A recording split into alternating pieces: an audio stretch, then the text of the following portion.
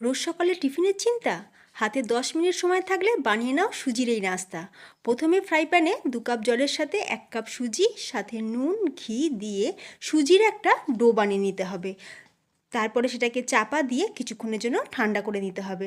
সুজি ডোটা ঠান্ডা হয়ে গেলে একটা প্লেটের মধ্যে ঢেলে নিয়ে তাতে মিশিয়ে দিতে হবে 4 চামচ টক দই।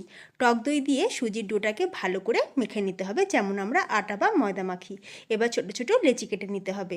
এইবার তোমরা তোমাদের পছন্দ মতন যে কোনো শেপ দিয়ে নিতে পারো। দেখ, তেল মাখানো ছিদ্রযুক্ত থালায় সুজির নাস্তাগুলোকে রেখে মিডিয়াম ফ্লেমে 10 মিনিট ভাপিয়ে নেবো।